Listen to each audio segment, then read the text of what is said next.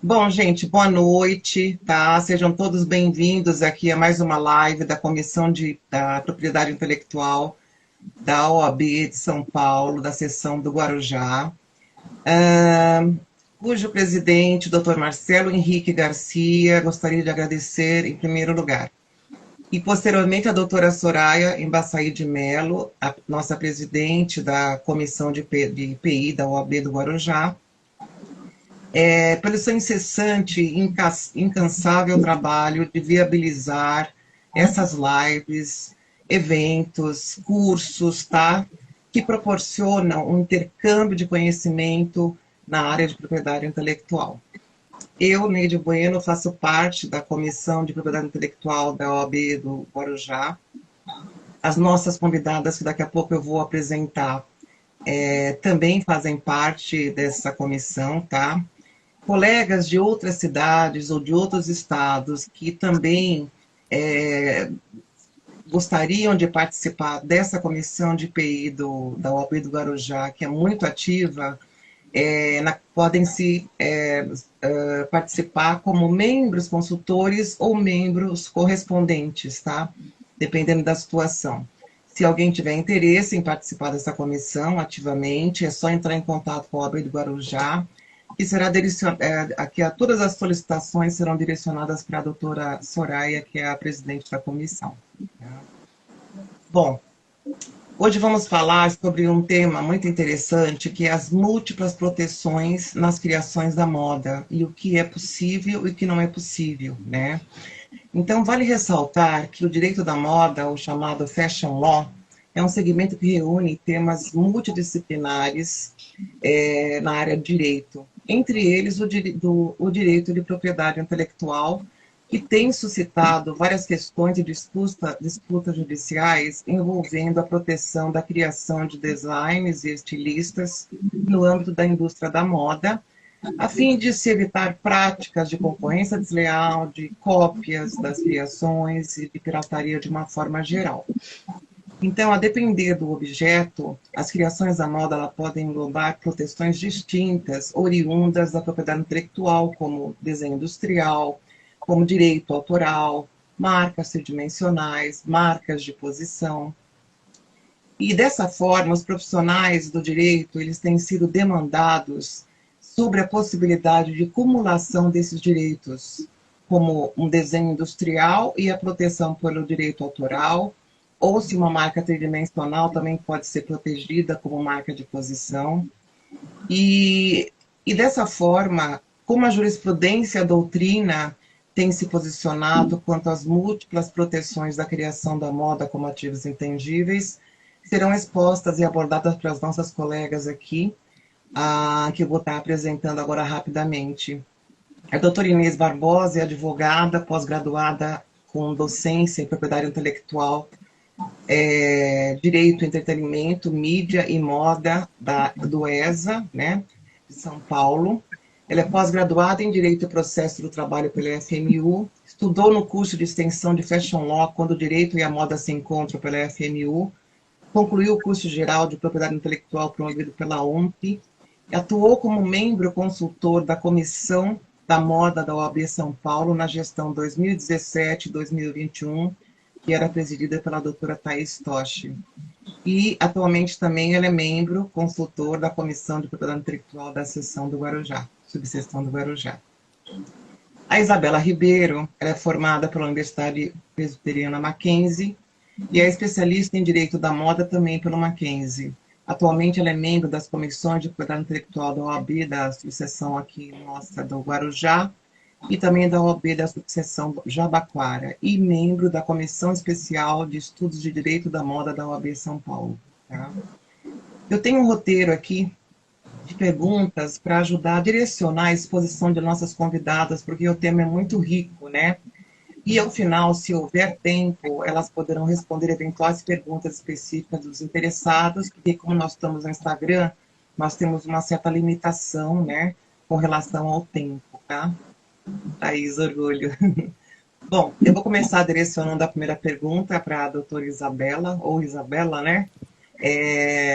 Para que ela possa introduzir o tema. Isabela, como a doutrina ela tem se posicionado em relação às múltiplas proteções na indústria da moda? Você poderia nos dizer? Bom, inicialmente eu quero desejar uma boa noite a todos, agradecer novamente a doutora Soraya, presidente da comissão, agradecer a todos que estão nos acompanhando neste momento, as minhas colegas. Neide, respondendo sua pergunta, em relação às múltiplas proteções na indústria da moda, eu inicio minha fala pontuando que esse tema é bastante controvertido, por conta dos diferentes direitos e prazos decorrentes de cada tipo de proteção. E por conta disso, os doutrinadores dividem opiniões, de modo que aqueles que defendem o princípio da especialidade de proteções, fundamentando seu posicionamento no sentido de que seria inconstitucional assegurar que o mesmo bem passível de proteção pudesse ser protegido por tempo determinado e indeterminado ao mesmo tempo, se aplicável à proteção cumulativa. Para exemplificar essa questão do tempo determinado e indeterminado, eu menciono as marcas, que podem ser apresentadas na forma nominativa, figurativa, mista, tridimensional e agora também as marcas de posição, que podem ser protegidas por tempo indeterminado, considerando a prorrogação da vigência do registro a cada 10 anos. E, por outro lado, o desenho industrial, que pode ser protegido por até 25 anos, já considerando eventuais prorrogações. Então, portanto, é uma proteção por tempo determinado.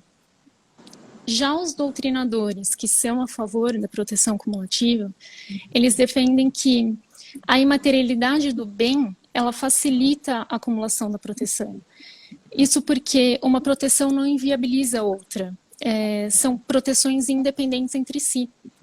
E nesse ponto, é até importante ressaltar que a proteção cumulada, ela se torna possível se preenchidos os requisitos aplicáveis a cada proteção. Ok. Então, nesse caso, é possível ter uma acumulação de uma proteção de um objeto por desenho industrial e direito autoral? Essa acumulação de direitos seria possível? Desenho industrial e direito autoral são institutos regulamentados por leis distintas. O desenho industrial aplica-se à Lei 9.279 de 96, que é a Lei da Propriedade Industrial, a LPI, e aos direitos de autor aplica-se a Lei 9.610 de 98. Enquanto a possibilidade de cumulação por desenho industrial e direito autoral, há 3 teorias. A primeira teoria é da unidade da arte, e de acordo com essa teoria, todo desenho industrial também estaria protegido por direito autoral. A segunda teoria é a teoria da dissociabilidade, que defende a separação total do direito autoral e da propriedade industrial. E a terceira, que é a posição intermediária, que eu particularmente concordo, que defende que uma mesma forma estética, ela só deve ser cumulativamente protegida se preenchidos os requisitos de cada direito. Portanto, a acumulação só será aplicável se preenchidos os requisitos do desenho industrial e os requisitos do direito autoral. Então, nesse caso, quais seriam os requisitos de um desenho industrial e de a proteção pelo direito autoral para que eu pudesse haver essa acumulação? Começando pelo direito autoral, eu pontuo que a proteção independe de qualquer registro. A titularidade advém da criação em si e não do registro. É importante frisar que o direito autoral, ele não protege a ideia. Isso quer dizer que, para que se tenha proteção por direito autoral, a ideia deve ser exteriorizada através da criação, que por sua vez deve ser uma criação original. Portanto, o registro é facultativo, mas é importante para fins de comprovação da anterioridade da criação. Já o desenho industrial, ele precisa ser registrado, e para ser passível de registro, alguns requisitos devem ser observados. São eles o aspecto ornamental, novidade, originalidade, configuração externa, que é a visibilidade da forma plástica, portanto, ficam excluídos os componentes internos, e também o bem deve ser passível de fabricação industrial. Então, Relembrando aqui a posição intermediária que eu mencionei há pouco, é possível sim a proteção cumulativa, porém, novamente, desde que cumpridos os requisitos aplicáveis ao direito autoral e os requisitos aplicáveis ao desenho industrial. E como você mesmo enfatizou, considerando que são institutos jurídicos diferentes, com leis e peculiaridades diferentes, né, com relação aos requisitos, né? Exatamente. E aí, ainda falando sobre acumulação de direito autoral e desenho industrial, pergunto para a Inês se é possível o design de uma joia ter essa dupla proteção de forma acumulativa. Primeiramente, gostaria de agradecer aqui a oportunidade dada ao presidente da OAB da subseção Guarujá, doutor Marcelo Henrique Garcia Ribeiro, como a doutora Neide Bueno já falou, também a doutora Soraya Embaçaí, presidente da Comissão de Propriedade Intelectual da OAB Guarujá. Quero agradecer também aqui a todos os presentes que estão aqui nesta sala, conversando conosco, nos acompanhando. Quero agradecer pela dedicação e o tempo disponibilizado de cada um de vocês. E também as minhas colegas aqui de mesa, a doutora Neide Bueno, doutora Isabela Ribeiro. Bom, vamos lá, respondendo sua pergunta, Neide, sobre a possibilidade do design de uma joia ter uma proteção legal, a questão do direito autoral e o desenho industrial também, se é possível cumular, sim, é possível. A proteção dada ao design original de uma joia, ela pode ocorrer tanto pelo direito autoral quanto pelo desenho industrial. E, em alguns casos, a gente, inclusive, pode falar sobre a dupla proteção, que são as duas proteções cumulativas, né? Se o design de joia, ele detém a originalidade, o registro pelo direito autoral é perfeitamente aplicável, a gente sabe disso. E, havendo o requisito da novidade, o registro pelo desenho industrial, ele é possível. Então, para que nós tenhamos o desenho industrial, a novidade, do ponto de vista objetivo, ele é o requisito mais importante. E para o direito autoral, o que é mais importante é a originalidade, né, do ponto de vista subjetivo, como nós costumamos falar, de acordo com o artigo 7º da Lei do Direito Autoral. O direito autoral, ele tem como objeto de proteção a expressão do artista, e as joias, como nós estamos falando aqui, elas são protegidas como criações dotadas de um cunho artístico e de toda a sua originalidade. A proteção de joias pelo desenho industrial, nós sabemos que ela abarca a sua forma plástica, a forma ornamental, a sua forma distintiva de objetos passíveis de fabricação industrial e a comercialização em escala. Então, é possível, sim, ter a cumulatividade da proteção no design de joias. Ok. Então, falando ainda sobre joias, você pode comentar, no caso da Gaesterne, né, a empresa moveu uma ação contra a joalheria Monte Carlo, né? E esse caso parece que envolveu dupla proteção das joias da Gaesterne em relação aos direitos autorais e DI. Você pode falar um pouco desse caso para a gente? Sim, claro, vamos lá. Para a gente conseguir exemplificar, para não ficar tão teórico, tão técnico, até porque nós temos aqui ouvintes que não são advogados, são profissionais da moda, são estudantes, então eu gostaria de deixar uma live muito leve para todos vocês. Então, a Gaesterne, ela atua no ramo de joias, e recentemente, não tão recentemente, em 2017 eles ingressaram com uma ação bastante importante e que eu vou falar aqui para vocês. Essa ação, ela tramitou na 6ª Vara Empresarial do Rio de Janeiro e a Gaesterne, como nós sabemos, ela atua no ramo de joias, ela fabrica as suas peças artísticas e originais e é uma marca titular de registro de direitos autorais que, inclusive, está registrada na Escola de Belas Artes, no Rio de Janeiro. E o design de algumas peças sua, principalmente de uma coleção chamada Star, que é essa que nós vamos trabalhar daqui a pouquinho, ela está registrada no INPI, então ela tem o seu desenho industrial registrado. A coleção Stars, ela é um dos grandes sucessos da marca Gaesterne, e ela há 19 anos, desde 2003, essa coleção ela é ícone. E essa coleção ela está no mercado sempre com lançamento de anéis, de brincos, de pingentes, e anualmente lançam, então, essas coleções novas, mas sempre inspirada numa estrela como tema principal. E essa coleção ela foi inspirada em uma tiara formada por uma estrela de 5 pontas, do estilo vitoriano, datada de 1900, e por isso essa coleção Star, ela leva uma assinatura da Gaster. E o que aconteceu efetivamente? Uma joalheria por nome Monte Carlo, que eu acredito que os senhores aqui já ouviram falar, já puderam comprar ali na Monte Carlo também, porque é uma concorrente da Gaster, está aí presente nos melhores shoppings, e ela é bastante conhecida também no segmento de joias, mas o que aconteceu com ela? Ela lançou para comercialização uma coleção Stars, cujas peças e os nomes se assemelhavam à coleção Stars da Gaster. O que não podia, porque a Gaster ela já tem a sua proteção pelo direito autoral e pelo desenho industrial. Veja a importância de se ter um registro sobre as suas peças, né? Sobre a sua coleção.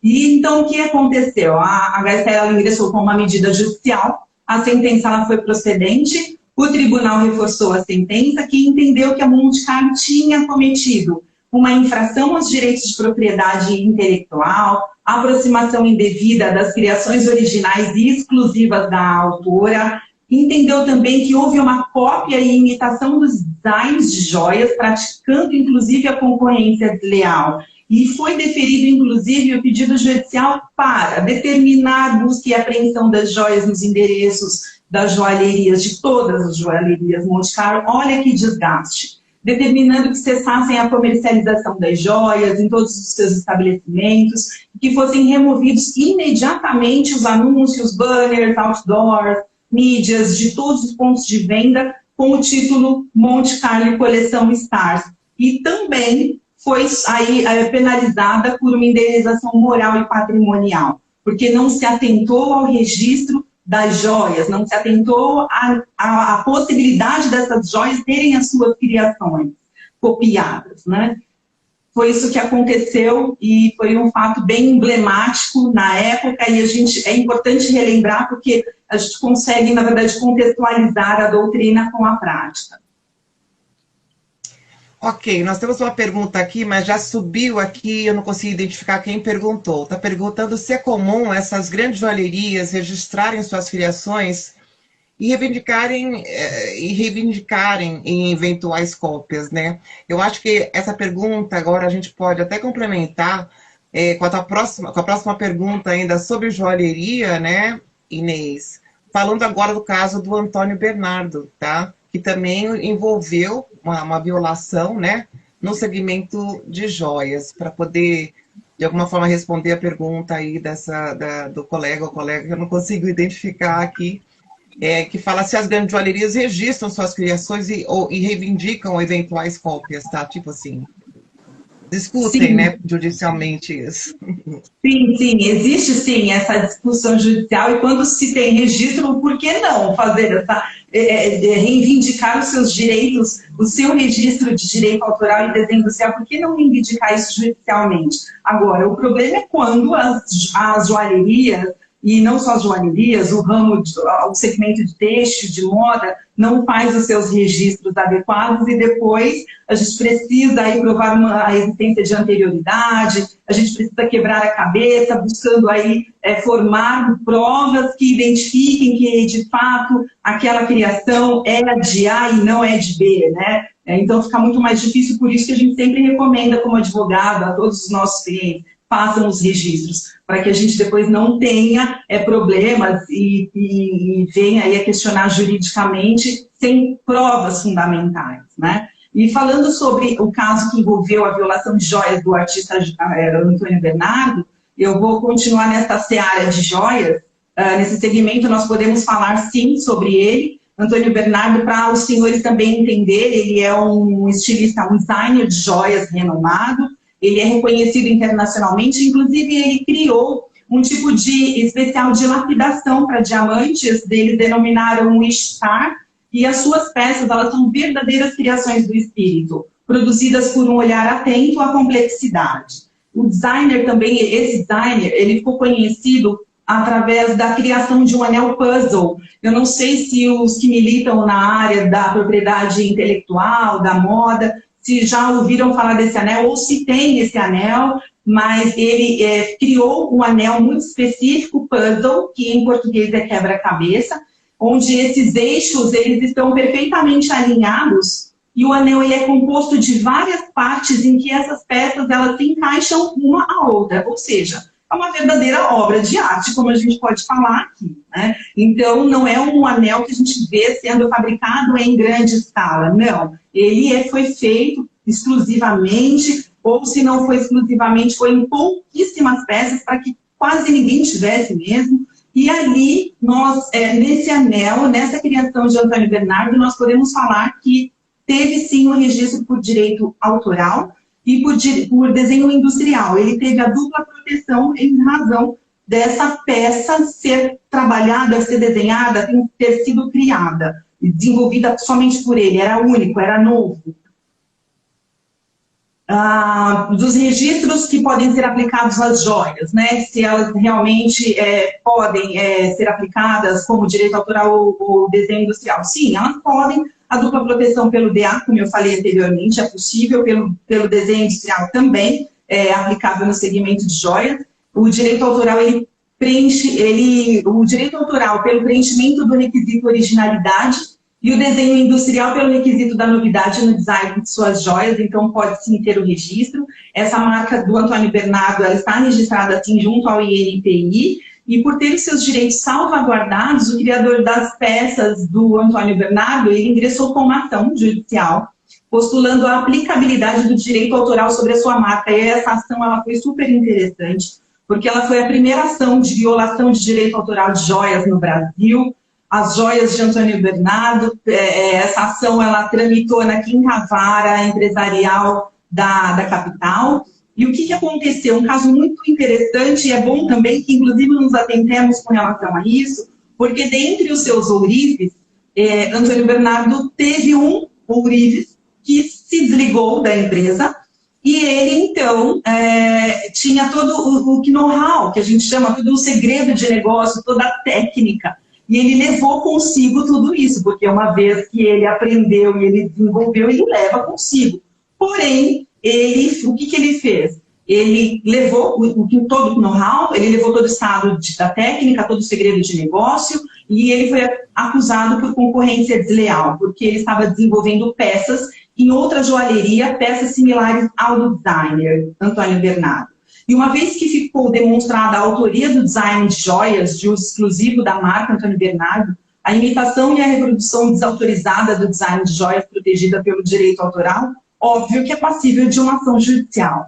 E assim aconteceu com o designer. Ele se insurgiu para afirmar ser titular das criações de suas peças e requerer a proteção do direito autoral e também a proteção pela lei de propriedade industrial. E isso porque a obra intelectual, como nós sabemos, ela é protegida pelo direito autoral e ela assegura ao seu criador e detentor da titularidade da marca o direito de uso exclusivo, o direito de fruição, o direito de disposição da coisa, do bem, né? Sem contar o direito moral de ter a sua autoria indicada quando se tem a utilização da sua obra, sendo vedada a utilização por terceiros sem prévia, né? Sem expressa, sem prévia autorização, que a gente sabe que isso não é possível. Desde que tenha autorização, você pode tudo, mas sem autorização não pode nada. A proteção legal à marca, ao nome, ao desenho industrial tem por objetivo impedir a concorrência desleal, evitando a possibilidade de confusão passível de acarretar o desvio de clientela e até mesmo o que a gente chama de locupletamento com esforço alheio. E para isso, por isso a empresa de joias, que era concorrente, ela foi condenada e a sentença foi procedente ao Antônio Bernardo, confirmada pelo tribunal, e foi caracterizado sim que existiu uma reprodução de peças, foi considerado sim a violação de direitos de propriedade industrial, a ação determinou sim a ré que cessasse imediatamente os anúncios, fabricação, comercialização de joias que violavam o design de criação do estilista, do designer de joias, Antônio Bernardo. Houve também uma condenação por danos morais, materiais, e também foi configurada a prática de concorrência desleal. Então, isso porque o Ourives levou todo o segredo, todo o estado de técnica, todo o know-how, que a gente chama, e levou para fora, e trouxe para fora, e ali ele tentou fazer uma concorrência, mas não deu certo. A ação, então, foi procedente ao Antônio Bernardo, ele conseguiu, então, êxito nessa ação, porque ele tinha, sim, o registro de direito autoral e desenho industrial sobre as suas peças. Tá, muito interessante esse caso, inclusive com aspecto à questão da violação de propriedade industrial, só para lembrar, né, que nesse caso aí, com certeza, além da violação do desenho industrial, ele deve ter utilizado a questão de concorrência desleal, porque no artigo 195 da Lei de Propriedade Industrial tem um inciso específico que fala sobre a questão de segredo de negócio, segredo de indústria. E esse Orives copiou, levou todo esse segredo. Então, a consequente condenação em concorrência desleal foi com base em um inciso específico, também, além da violação do direito autoral e do desenho industrial, da violação do segredo de negócio do Antônio Bernardo, né, que seriam as informações e tudo que ele tinha relacionado a essas criações. Exato. Muito interessante esse caso, né, porque por ser o primeiro caso na área de joia, já foi completo, né, já envolveu tudo, né, propriedade industrial e direito autoral. Muito interessante mesmo. Inês, agora mudando um pouquinho de segmento de moda, falamos em 2 casos de joia, falamos da Gaisterne, falamos desse caso do Antônio Bernardo, os 2 casos muito interessantes, né, que ouvi no judiciário. Vamos falar um pouco agora sobre a questão de roupas, né, grife, maiôs, eu acho, né, que envolve a marca Lolita, né. Você considera que as peças da marca Lolita têm proteção autoral? Sim, vamos lá. Falando agora da moda, efetivamente, sim, nós podemos considerar que a forma de proteção das peças da marca Lolita se dá, sim, pelo direito autoral, algumas peças exclusivas. A marca Lolita, só para quem não conhece, ela se tornou bastante conhecida agora desde 2019 para cá, porque o nosso colega André Furegatti, inclusive, que foi membro da comissão, junto comigo, da Comissão de Direito da Moda da OAB São Paulo até o ano de 2021, o André foi o advogado e nos trouxe com bastante propriedade esse caso, e nós ficamos bastante interessados e acompanhamos isso até o final. Então, para os senhores entenderem, a marca Lolita, ela traz o nome da sua própria estilista, ela produz e comercializa peças em tricô de alto luxo, vestidos, saias, e sendo que essas peças elas são autorais com uma modelagem brasileira. A marca ela utiliza um tricô derivado de uma fibra natural europeia, tem um corte, um caimento, o design das peças são diferenciados, são muito característicos dessa marca. E essa marca, obviamente, ela possui o seu DNA, como nós costumamos falar na moda, né? É fácil identificar as suas peças exatamente pelas características intrínsecas da marca. E ela, na verdade, todas as suas peças, ela tem todo um trabalho manual, ela não é feita em grande escala, ela tem um desenvolvimento minucioso. Então, quando a gente, quem conhece a marca, quando a gente identifica uma pessoa usando Lolita, óbvio que a gente sabe o produto, a peça original, porque ela é diferenciada. E, nesse caso, houve uma ação judicial que eu não sei se você, Neide, gostaria de comentar antes a respeito disso, ou eu só dei a introdução do caso Lolita? Não, é justamente isso. A pergunta na sequência que eu ia fazer é como que a Lolita ela tem se posicionado na defesa da sua propriedade, né, de criação em relação à cópia das suas peças por parte de terceiros. Então, você pode continuar, com certeza, aqui, sim, né? Sim, então, em 2019, essa ação tramitou na segunda vara empresarial do Estado de São Paulo, aqui na comarca da capital. A marca, por estar protegida pelo direito autoral, mais uma vez friso a necessidade do registro da sua marca.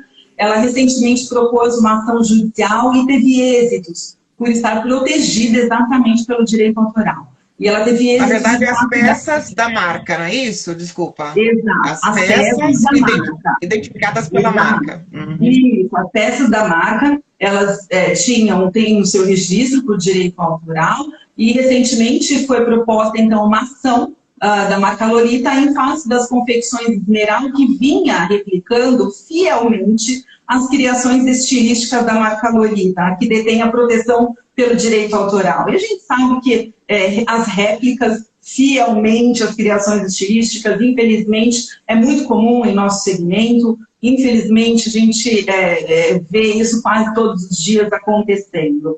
E aqui nós podemos falar que houve, então, essa confecção Esmeral, ela usurpou do design característico da marca, que o seu propósito é associar o produto ao respectivo criador, o que é suficiente para caracterizar a lesão ao direito autoral. Então, inclusive, a doutora Thaís Toque está comentando que fizeram um evento na época. Foi, exatamente, trouxe esse caso, inclusive, foi bastante, repercutiu muito, foi bastante interessante, nós discutimos bem.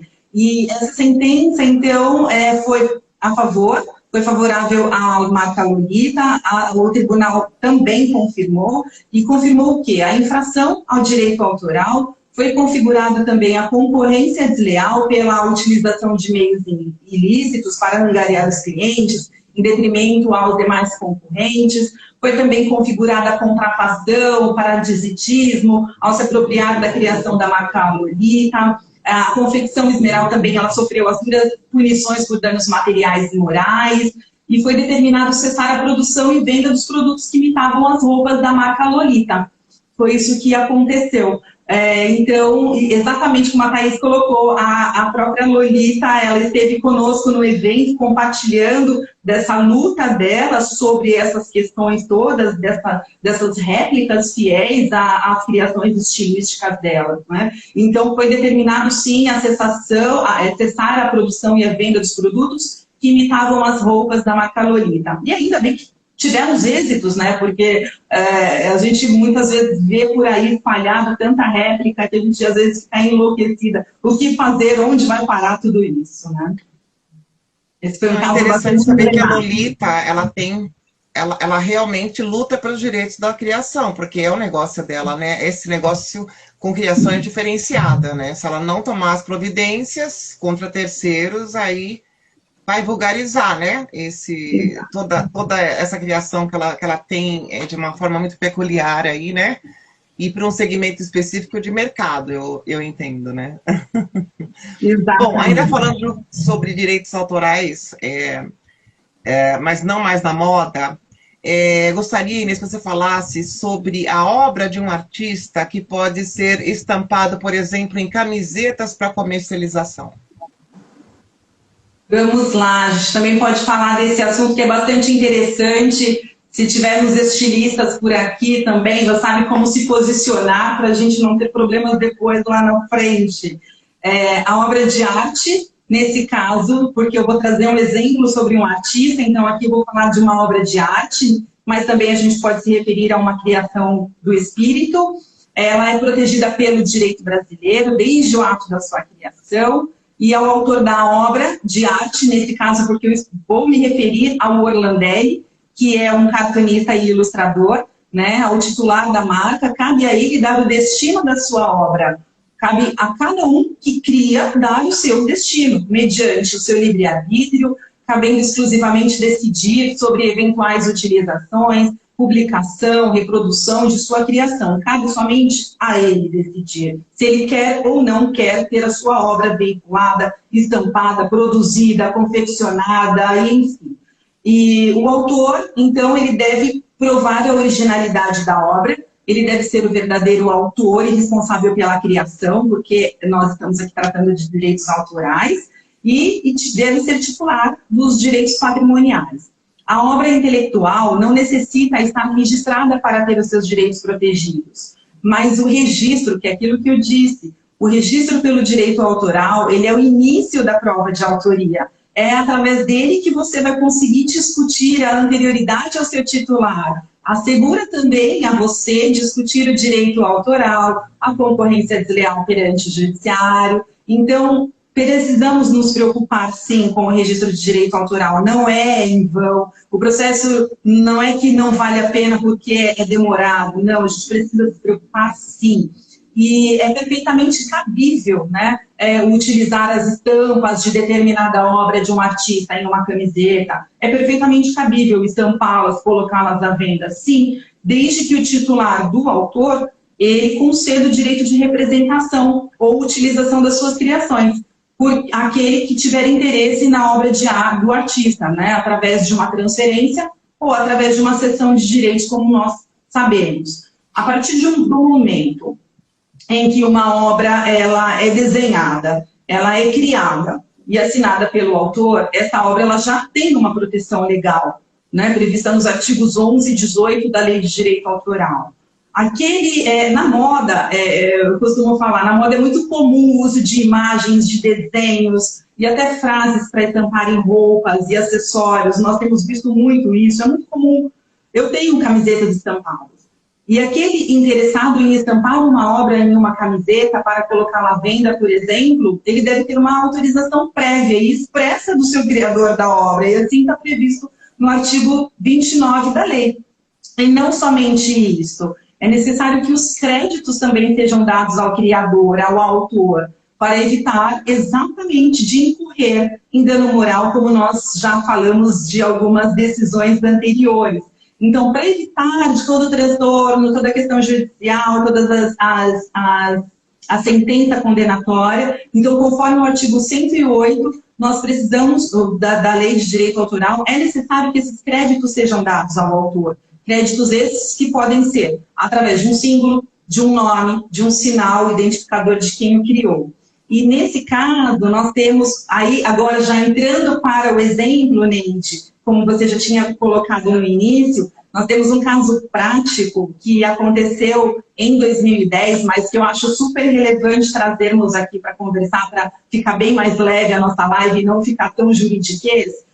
Nós temos um caso prático sobre o caso da Riachuelo, que ela estampou em camiseta de sua marca, Pool, a obra do Orlandelli. O Orlandelli, ele é um cartunista e ilustrador de renome, super conhecido internacionalmente, e ele ingressou com uma ação judicial contra a loja de fast fashion. A marca Pool, dentro da Riachuelo, ela só confecciona, ela só comercializa camisetas. Então, quem conhece a marca sabe que ela tem estampada ali frases, obras de arte, a gente não sabe se tem os seus direitos ali já concedidos, cedidos, mas a gente sabe que as camisetas estão ali estampadas com nome de música, com nome de banda, com os personagens da Disney.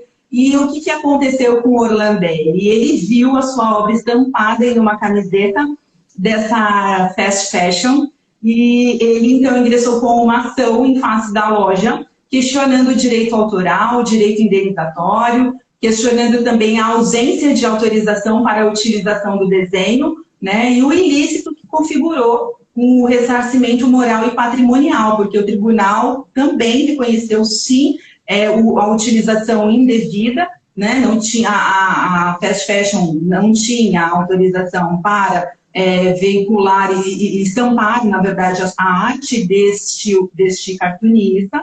E o tribunal entendeu o seguinte, eu vou ler para vocês aqui, é bem rapidinho o trecho, mas é bom que a gente entenda. A utilização ou exploração econômica da obra de arte plástica são conferidas com exclusividade a seu autor, constituindo verdadeiro monopólio, submetendo-se à sua vontade qualquer modalidade possível. A reprodução de obra de arte plástica depende, sem exceção, de uma expressa autorização concedida por seu autor, a qual só pode ser produzida por via de documento escrito, presumindo-se seja onerosa. Então, fica aí a lição para cada um de nós.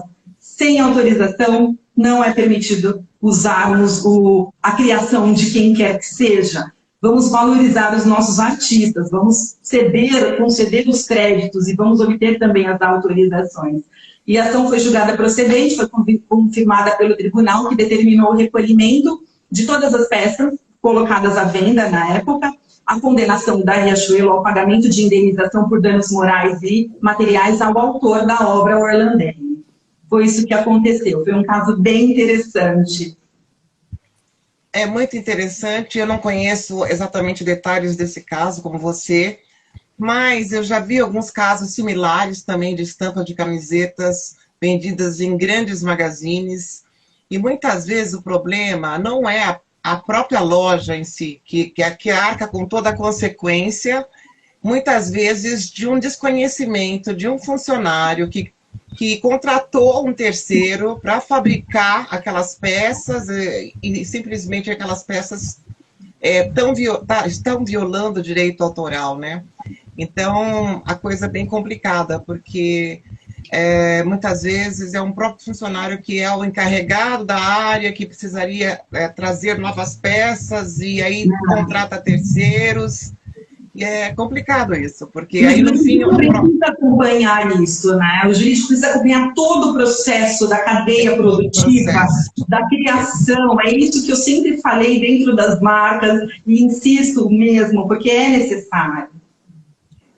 Inclusive, justamente, então, ações como essa que fazem com que esses grandes magazines tomem mais cuidado e até treinem esses funcionários para serem mais prudentes com relação à escolha, né, desses produtos. Exato. Né? Muito interessante. Bom, Isabela, você está muito quieta, agora você vai ser sabatinada, tá bom? Isabela, nós estamos falando muito aí das questões de proteção, de desenho industrial e direito autoral, como você mesmo expôs que é possível a acumulação dessas proteções, os exemplos que a Inês, né, já passou para a gente aí, com grande riqueza aí dessas questões judiciais que já envolveram essas violações. E agora, nós podemos também pensar em outras possibilidades de acumulação de direitos de propriedade intelectual para o mesmo objeto? E se sim, quais seriam? Sim, é possível pensarmos em outras possibilidades de proteção cumulativa para o mesmo objeto, o mesmo bem intelectual. Eu trago aqui alguns exemplos. A proteção cumulativa por desenho industrial e marca, como é o caso de frascos de perfume, por exemplo, que podem ser registrados como marca tridimensional e também como desenho industrial. E aí, trazendo esse exemplo, né, para as grandes grifes do mundo fashion, a Chanel tem frascos de perfume que são duplamente protegidos. Podemos falar também na proteção cumulativa por direito autoral e marca, que é o caso, por exemplo, de desenhos criados para serem utilizados como sinais de identificação de produtos, que são registrados como marcas figurativas, além de já possuírem a proteção por direito autoral, que é o caso, por exemplo, da grife Isabela Capeto, que possui essa dupla proteção. E trago também mais um exemplo agora de uma tripla proteção, que é a proteção cumulativa por direito autoral, desenho industrial e marca, que é o caso, por exemplo, de um dos perfumes da Natura, o Natura Ecos, que possui essas três proteções. Interessante. Eu já dei assessoria para a Natura e realmente muitos frascos de perfumes no passado, agora eu já não sei, né, mas com certeza pode ter que seguir a mesma linha, eles contrataram alguns estilistas franceses para desenhar esses frascos de perfume. Então, naturalmente, já tem a proteção autoral, que foi cedida para ela, depois ela provavelmente registrou também como, né, a proteção como desenho industrial e como marca tridimensional, né? É bem possível mesmo essa tripla proteção, tá? Agora, falando um pouco sobre a questão de marca de posição ser também uma forma adicional distintivo, né, de um objeto. A marca de posição até é previsto na nossa lei de propriedade industrial justamente por ser um sinal distintivo, mas até outubro de 2021 não era previsto nenhum procedimento para esse tipo de registro perante o NPI, somente de marcas tridimensionais, sabemos disso, né? Então, como está a questão da proteção de marcas de posição no Brasil? Você poderia comentar? Claro, após um longo período de espera, por meio da portaria 37, do dia 13 de setembro de 2021, o INPI passou a receber os pedidos de registro de marcas de posição.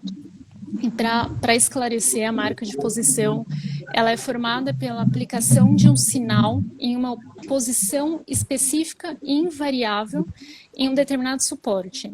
Então, o resultado é um conjunto capaz de identificar e distinguir produtos de outros idênticos, semelhantes ou afins, desde que a aplicação do sinal nessa referida posição do suporte, ela possa ser dissociada do efeito técnico ou funcional do produto. Um bom exemplo de uma marca de posição é a Adidas, as listras da Adidas, que estão sempre na lateral dos produtos, seja calça, blusa, tênis, enfim, elas estão sempre na mesma posição. Sobre a marca de posição também, é importante mencionar que o objetivo do registro não é proteger a criação em si, mas sim evitar a confusão entre produtos concorrentes. Então, aqui tem essa proteção não só do titular da marca, mas também do próprio consumidor, que poderia ser levado a erro ao pensar estar adquirindo uma marca e, na verdade, está levando outra.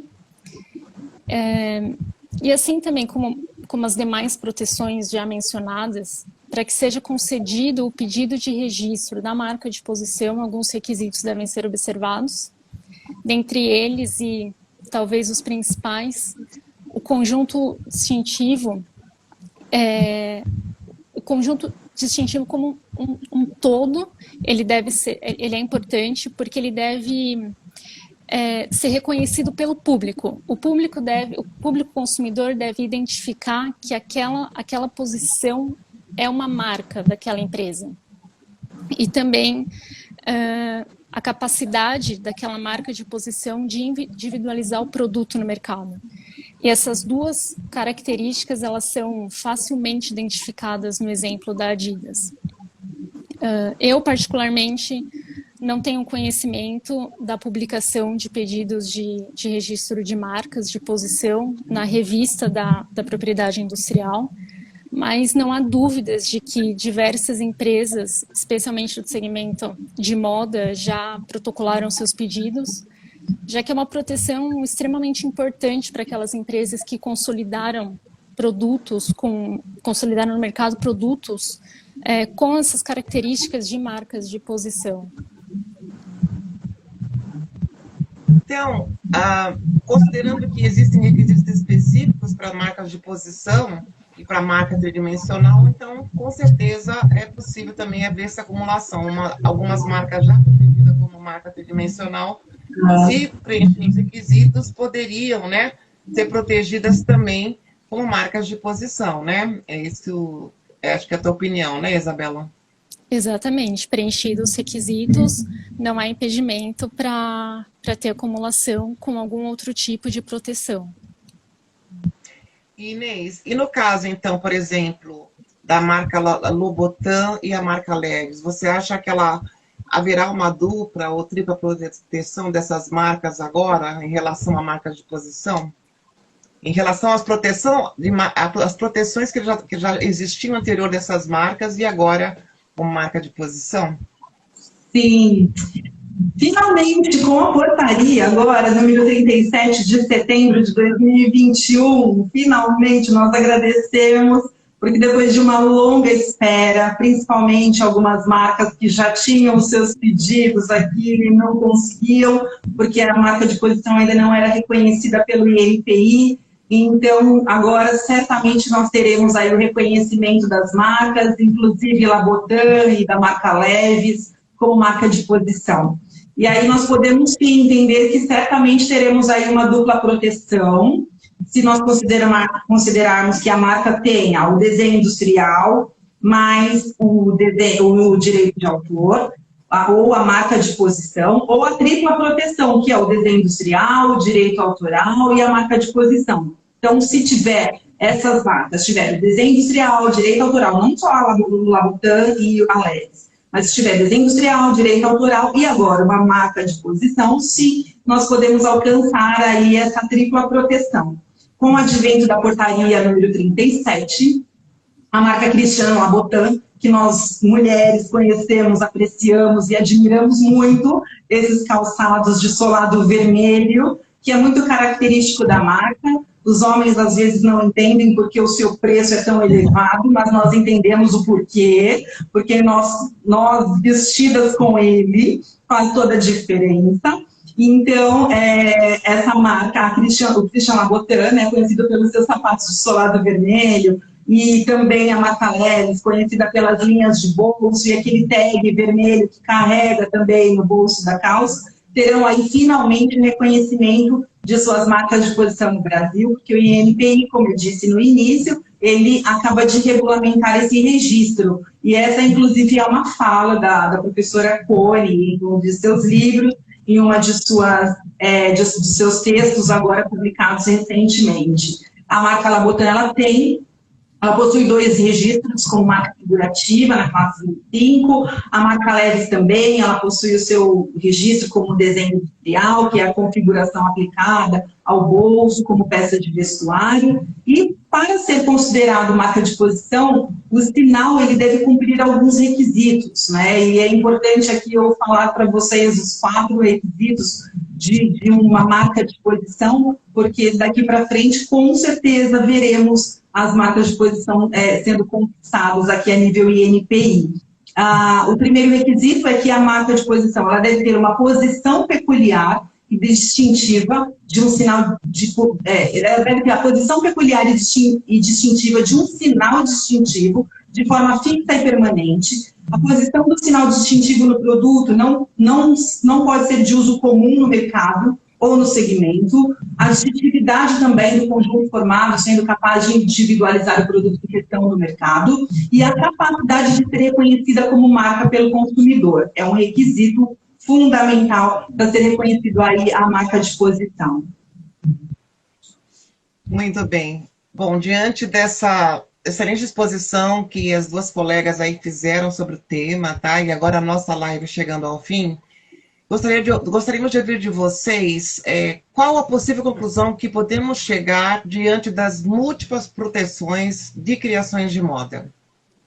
Bom, considerando toda a discussão do tema, os exemplos trazidos pela Inês, eu imagino que os profissionais da indústria da moda que estão nos acompanhando neste momento e os entusiastas do direito da moda vão concordar comigo quando eu digo que, embora as peças, e aqui em sentido amplo, sapatos, bolsas, roupas, joias, enfim, possuam características funcionais e utilitárias, há peças que são verdadeiras criações do espírito, são obras. E por conta disso, a moda é um segmento que possibilita a proteção das criações por diversas formas, considerando bem que se pretende proteger. Então, portanto, mesmo conforme eu disse, né, inicialmente, não sendo um tema pacificado, a doutrina majoritária aceita a possibilidade de se proteger uma criação por 2 ou mais institutos distintos, desde que os requisitos de cada um deles estejam devidamente preenchidos. E eu gostaria de complementar. Pois não. Para finalizar a nossa live, eu gostaria de complementar aqui sobre essa conclusão, né? E complementar, inclusive, não complementar a fala da Isabela, mas continuar aqui. Os meus colegas de profissão, é necessário entender a importância e recomendar ao cliente a necessidade de dar proteção da sua obra, da sua arte, do seu desenho, da sua criação, da sua invenção, através das inúmeras modalidades de proteção. Seja ela pelo direito autoral, seja ela pelo desenho industrial, como nós falamos, pela marca tridimensional, como a Isabela falou, pela marca patente, pelo modelo de utilidade, pela invenção, é extremamente importante para salvaguardar o direito dos nossos clientes. E aqueles que atuam na indústria da moda, o pessoal aí da criação, designers, o pessoal do estilo, os estilistas, os estudantes de moda, esses, eu espero que a fala dessa noite tenha esclarecido os senhores de uma forma que vislumbrem a necessidade de terem as suas criações protegidas no âmbito da lei e nos chamem para orientá-los, porque estamos aqui à disposição e para evitar, inclusive, todos esses problemas jurídicos, judiciais que nós temos vivido, vivenciado, né, que nós não gostaríamos muitas vezes, porque é muito desgaste para a marca. E eu agradeço a todos que estiveram aqui conosco nesta noite, nos ouvindo, nos prestigiando, e estou à disposição. Obrigada. Eu não sei se houve alguma pergunta, porque acho que travou aqui as perguntas, não ficou subindo para mim, mas acho que não teve nenhuma mais, né? A não ser aquela que eu comentei com você. E eu gostaria de agradecer também a vocês duas, tá? Pelo esforço que vocês tiveram aí de estudar o tema bastante, para poder proporcionar essa live para a gente com um conteúdo muito interessante sobre a questão das multiproteções, né, das criações da moda. Então, eu dou parabéns para vocês, tá? Gostei muito da exposição. Agradecer também a todo o nosso público que está ouvindo essa live, que também deve ter gostado muito também, né? Porque vocês realmente expuseram assuntos com bastante propriedade, tá? Então, agradeço a todos pela presença e que continuem acompanhando aí as lives, os eventos da Comissão de Propriedade Intelectual da OAB de Jabaquara. E a doutora Soraya também, que está participando dessa live, assistindo a nossa live aí, que pode nos proporcionar esse tipo de evento aí.